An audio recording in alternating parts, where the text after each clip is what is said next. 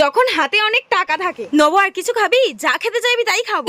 এই দিদি শোন না, বলতে হবে না, তোর একটা নতুন ল্যাপটপ লাগবে। এই দেখ আমি তোর জন্য নতুন ল্যাপটপ কিনে এনেছি, খুশি তো? নব অনেকদিন কোথাও ঘুরতে যাওয়া হয়নি, চল দুজনে মিলে আমেরিকা থেকে ঘুরে আসি। আচ্ছা দুজনে মিলে অনেক অনেক শপিং করব।